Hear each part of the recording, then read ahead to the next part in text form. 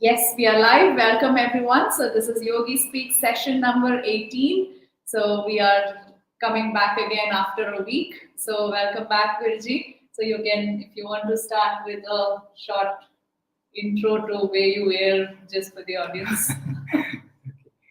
Namaste all. Yes, I was traveling to north. I went to some historical places and it was a nice experience. First time I was going to North India as a businessman. Earlier, many times I went there as a seeker or a wandering monk. But this time I want to see how the spiritual vibrations are there, kept ready for usage of society. It's amazing. Uh, when I was there, or standing on the foothills of Himalayas, I felt this is the time of the union of Himachalam and Vindhyachalam. Himachalam is Aryavartam or the land of Aryas, and Vindhyachalam is the land of Dravidas. You may think, oh, again, Guruji is saying that Aryans are here, invasion was correct. There is nobody came to India as Aryans to invade this land. Aryan in Sanskrit, the energy which keeps on moving. Arya means go ahead. That is the only meaning. It's called Arubhavastha. In yoga, there are two types, Arubhavastha and Surubhavastha, Suryayanam and Chandrayanam. So when I was there, I felt really the Himachalam and the Vindhyachalam, showing the necessity of yoga or yogic living for the complicated modern world. It was a nice experience. Anybody who is getting a chance must go to the Himalayan region where you can sense the vibrations of Aruba Siddhas. Siddhas are here among us. They are in Aruba and Soruba. But we should be able to recognize their presence. That is our quality and maturity. Anyhow, welcome back. We can go through our questions. What is the first question? Yes. So Binu asks on our WhatsApp group, please explain about Ashtanga Yoga. Oh. Ashtanga Yoga, yes. Ashta means 8. Anga, parts, limbs. Ashtanga Yoga is the first codified form of yoga by sage Patanjali. It has another name also, Yoga Sutras. Yoga Sutras of Patanjali. Patanjali was a master in many things. He cleared all doubts about yoga with this Yoga Sutra, and he cleared many doubts in grammar in his Patanjali Bhashya. Then he was a wonderful Ayurveda physician. So he was a really talented person, a legend. Anyhow, his main work about yoga is Yoga Sutra. It has 8 limbs. That is why it's called Ashtanga Yoga. First one is Yama, Niyama, Asana, Pranayama, Pratyahara, Dharana, Dhyana, Samadhi. These are the 8 limbs of Ashtanga Yoga. Actually, it is not only by Patanjali.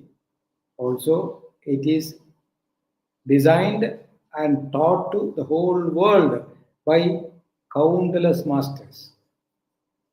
Once it is spread everywhere, and people were using in different ways, there was a confusion about the applicability of that. That is why Master codified it and gave to people to get that clarification. This Ashtanga Yoga has different names. That is called Kundalini Yoga, Maha Yoga, Siddha Yoga, Kavala Yoga, Raja Yoga. Everything is this Ashtanga Yoga. The first four parts, Yama, Niyama, Asana, are labeled as Hatha Yoga. And the latter, Pratyahara, Dharana, Dhyana, Samadhi. These four codified as Raja Yoga. That's why in almost all yogic books you can hear Hadam Vina Rajam, Rajam Vina Hata. Without Hatha Yoga, there is no Raja Yoga. Without Raja Yoga, there is no Hatha Yoga. It's like our body and mind. Body is subtle, body is gross, tangible. Mind is subtle and intangible. But without the combined action, without complementing each other, there is no life. This is how Ashtanga Yoga is arranged. So first four disciplines, Yama, killing of all our bad habits, or get control over all bad habits. Second one is Niyama. Once we manage by ourselves in our routines and habits, we have to discipline for the practice. That is Niyama, rules and regulations. Then Asana. You need a comfortable position with a vertical spine to the floor and sit comfortably for getting the comfortable pranic flow, nadi chalana. That is what is called asana. Then fourth is pranayama. When you get a comfortable posture for a certain span of time, the prana will be organized or flowing through certain channels, and you can come to know the significance of the pranic flow, and gradually you can get control over that. That up to that section is labeled as Hatha Yoga. There are many serious practices and diversions in these four levels, but depends on the requirement and strength of the sadhaka, the practitioner. Then from pranayama, slowly it is shifting to mental part. First is pratyahara. Pratyahara means withdrawal of mind from external objects. That process is called pratyahara. Once the mind is withdrawn from the external things, then it must be fixed somewhere. Dharana means fixing, either in an object or a subject. That process is called dharana. Once dharana is matured enough, then something will happen. Like two gases are there, hydrogen and oxygen. When this hydrogen and oxygen, two gases, bring closer and closer and closer, then once it is established into that union, what will happen? Both gases will lose their identity, and the third reality, water, evolves. Same way, when our mind is withdrawn from external objects and it is fixed in the body, then mind and body will merge each other. Union will take place. Yoga is nothing but union between two things. When body and mind merge each other, both will lose their identity, and a third thing will be evolved, which is called dhyana. Dhyana. Something which is beyond the buddhi, intellect. That is what is called meditation, dhyana, where you go beyond your intellect. When you reach that level, you are meditating, you are into dhyana. When you establish into that domain of existence, which is called samasthiti. Sthiti means establishment. Sama means equal. There, your duality will vanish. In front of that person, there is neither good nor bad, neither pleasure nor pain. We go beyond the Dvaita, duality, and we reach to a place or a dimension which is called Advaita, a duality. No two, only one. When we reach there, we cannot come to know what I am seeing because I am not there. If I am there, only I remain, nothing else.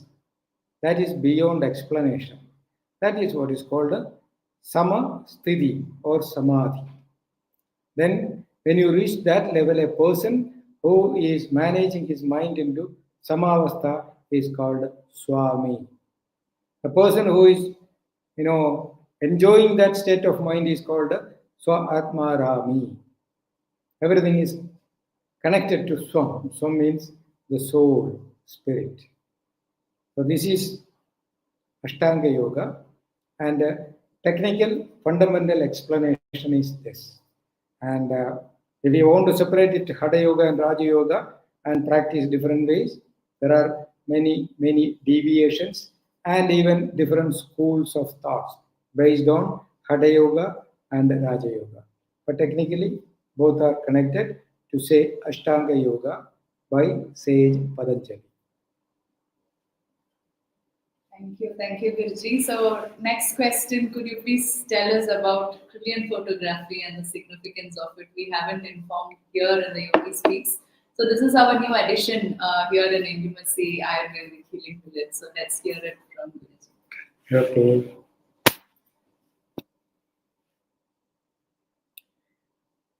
See, Korean photography is a Russian invention, and why I was so keen to get this one, because I heard about that it could capture the aura level, energy level of body or whatever it is. I heard in somebody's talk. But later I just made a study about it. It's a real scientific tool through which we can emphasize or prove the conclusions or the findings of our ancient masters.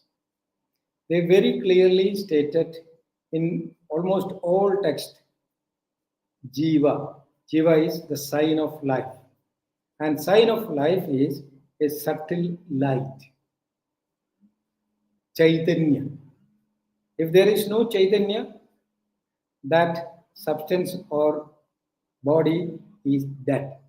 If it shines, it has Jiva. Jiva means life. So this camera can capture the image of the light, and it is in 5 colors. See how the modern scientific achievements are complementing the ancient concept. It is said body is a combination of 5 elements. Panja Bhudatmakam Shariram. Panja means 5. Bhuda means fundamental elements. Bhumi, Jala, Agni, Vayu, Akash. Bhumi means earth element, water element, fire element, air element, and sound element. These are the 5 elements or fundamental molecules from which body is made. Pancha Bhudatmakam. 5 elements. And these 5 elements are having 5 colors. And when a body is made of these 5 elements, the body will maintain these 5 colors. But before Kirlian camera, people could say, oh, it's an exaggeration or there is nothing like that. There is no scientific background. But with this camera, when we capture the image, is not only capturing the 5 colors of the elements, and it is showing the meridians also and the positions of the meridian.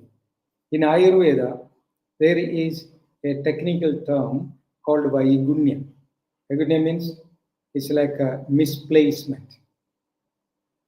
The 108 points in our body, marmas, energy points, are placed by nature in its right position and harmony between. But most of the time, these marmas will be in wrong positions because of the mismanagement of the system. Among these 108 points, there are 7 chakras situated in our spinal cord. They are called Sapta Adhara. Muladhara, Swadhisthana, Manipura, then Anahata, Vishuddhi, Ajna, and Sahasradala Padma. So these are the 7 chakras in the body, very clearly stated in Hatha Yoga, elaborated books, and Raja Yoga books, and in Ashtanga Yoga also. This is written in Siddha Veda or Siddha Vaidyam, in Ayurveda, everywhere. Masters are emphasizing the significance of 7 chakras. With the Kirlian camera, we can capture the position of the chakras, the energy points. The camera will capture it. Most of the time, it will be in wrong alignment. The alignment is gone or disturbed. The moment the chakras are in wrong position, the body machine cannot function at ease, which we call disease. So, here, by using a modern device, we can prove that our masters explained about the subtle body and the Sukshma Sharira, intangible existence. Now we can prove it. So that's why intimacy introduced to that one, and it is first the photo is taken, then a yogic way it will be analyzed. If necessary, doctors will interfere and they will go through, and if necessary, we will give medicines, and asanas also medicine. Asanad aushadam means if you use your stretches as a medicine, it can give you the best result. Third is pranayama. Yatha prana, tadha mana. You cannot control the mind directly, but through the medium of prana, breath, we can control the mind. Then by controlling the prana and the mind, we can realign the chakras. Once the chakras are realigned and make harmonious, then the uneasiness of the body will vanish. That means we can fight against all diseases through the medium of prana and mind. And camera devices like Kirlian camera, biophoton camera are supporting this ancient findings, and now it is made available for everybody. Thank you, Guruji. So those of you who would like to take aura reading for yourself, you can come physically visit us. This is not possible online. The technology hasn't grown as much as we would like it, because otherwise anywhere in the world we could have taken it. But it's a small camera physically set up in one of our offices where you can physically come here and get a reading with a report of your chakras, where it is placed, and you will get a full report of it, as well as consultation and then the solutions, right? So that's what we offer. So if you have any questions about it, you can also message me or message us in the group. So now the next question, Guruji, what is asthma and what is the remedy for it? For asthma, yes, there are many reasons to become asthmatic, but the root cause is the failure of our bronchus. There are places where the oxygen is consumed by body and the carbon dioxide is separated from the air we breathe, and it is expelled through different channels. So that is the process of and the function of lungs. But the bronchites, once they become sensitive and they become allergic, either they swollen or shrunk, whatever it is, the process of breathing will be disturbed, which is called asthma. So there can be many reasons and many scientific explanations and technical things, but we don't want to get into that complicated terminologies. Come to the root cause. That is the deficiency or inefficiency of our bronchs of reacting the way the body should be. So how we can rectify? Of course, there are medicines in Ayurveda, then in modern medicine, homeopathy, Siddha Vaidyam, medicines are available, but make sure medicines are, whether it is modern or ancient, only supporting the system, not curing the disease. This point is usually forgotten or ignored by everybody. There is a term called immunity, pratirodham. If the immunity is below to a certain level, no medicine can support that person. Technically, it is called AIDS. Again, people think, oh, AIDS is a sexually transmitted disease. It can be, but the definition of AIDS is acquired immunity deficiency syndrome.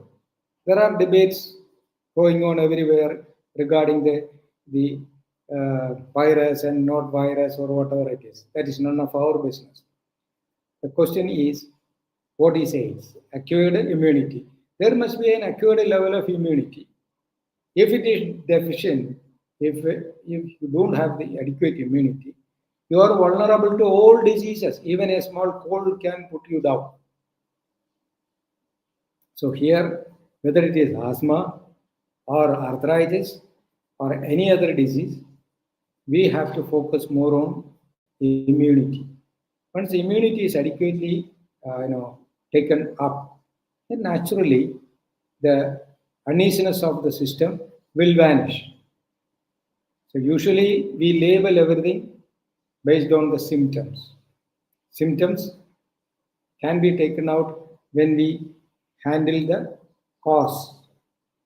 So here asthma is an inefficiency or a deficiency of our lung muscles.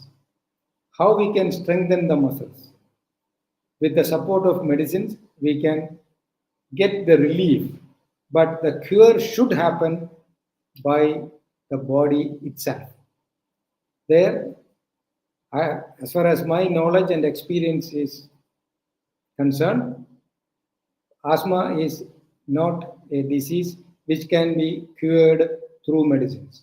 But in intimacy, we treated many people successfully by integrating medicine and mind, pranayama.